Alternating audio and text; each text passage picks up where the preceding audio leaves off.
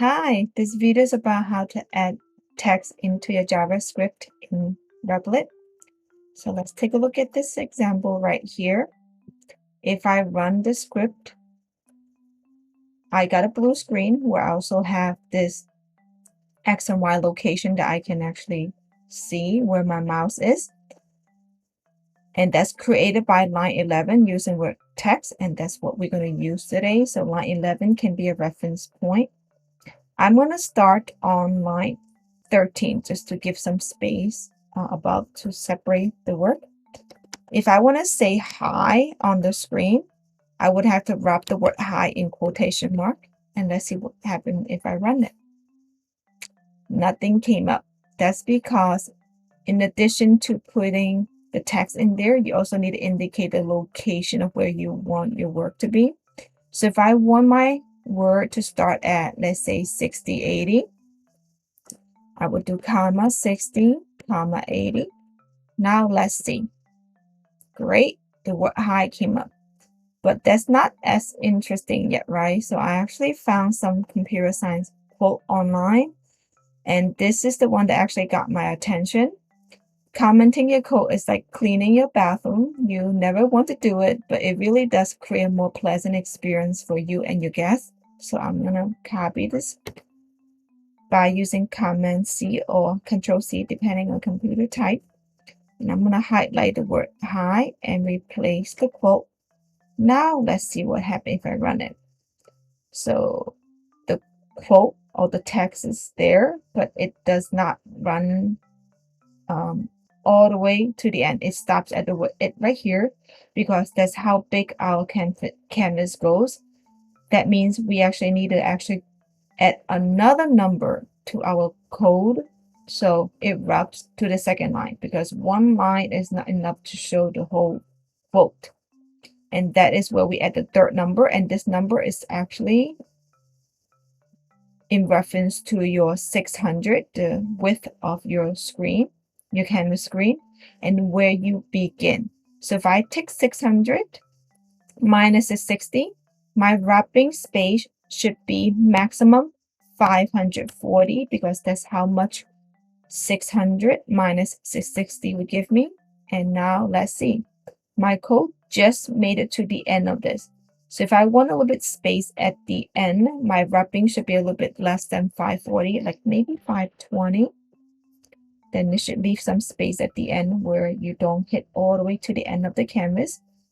So this is looking great, but the size is pretty small. So let's try a code that is called text size.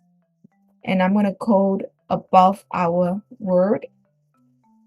I'm going to say text size where S is in capital. That's what you always do when your code is a two-worded code. I'm going to try 30 and let's see if it's good.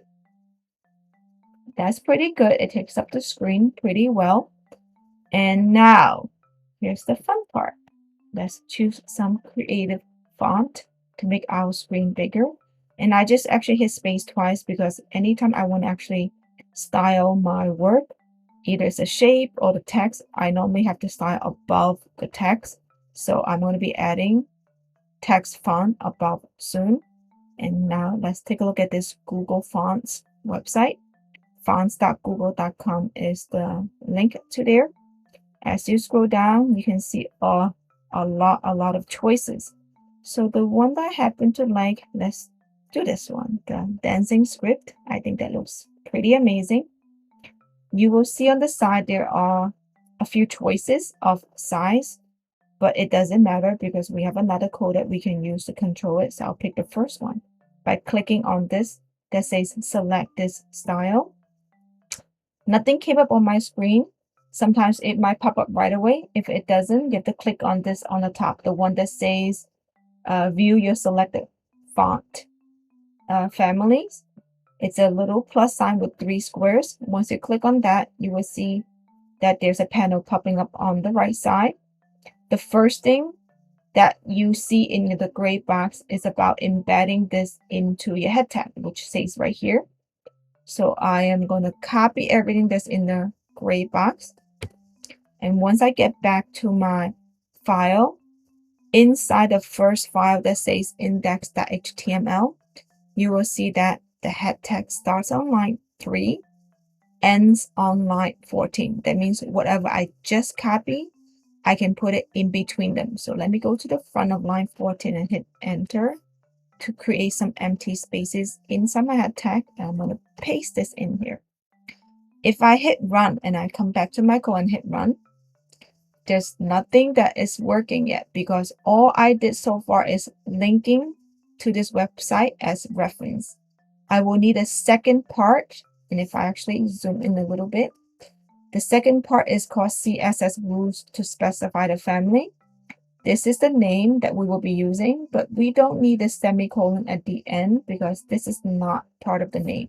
The name starts with the single quotation mark, and then dancing script ends with the word cursive.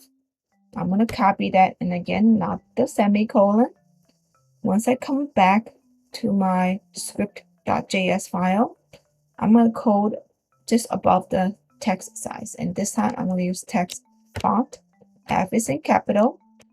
So the setting for this is text font, parentheses, and a quotation mark because we are about to insert words in there. So I just paste it directly, whatever that's copied from here, into my code, and let me run it. Ooh, looking pretty. That's really nice. I'm pretty happy with this, but now let's add some colors. I'm going to create a few more empty space above. I'm going to do fill to add some color into my word. And let's do pink.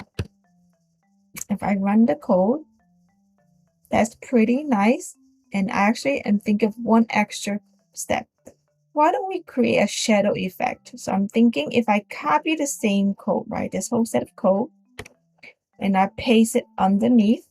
Now, if I run it, nothing should happen because they're identical. But what if I change the first set, right, to gray? And since shadow is going to be behind, so that's why I chose to change the first set.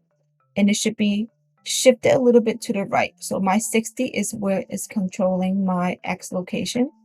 I'm going to change that to perhaps 62 and see. That's pretty good, right? You see that? Let's try black and see which one looks nicer. Ooh, I actually like the darker color more. So I'm gonna keep the black right here. 62 is shifted in a pretty nice direction. We can try 64 and see if you like it more. No, that's shifting too much. So let's stick with 62. There you go. So we have 3 things introduced in this video. We added text by using the location as the first 2 number, and the last number is the wrapping of how big you want the word to wrap to the second line, and it's in reference to our 600 width of the canvas and the beginning number, the 62. So the minimum that we can set ours to, or I should say the maximum we can set ours to, is 540, and we chose to do 520 in this one. And then we did a little shadow effect by just repeat the code and did some shifting of the first set as our background to set this like there's a shadow. Okay, that's it for this lesson.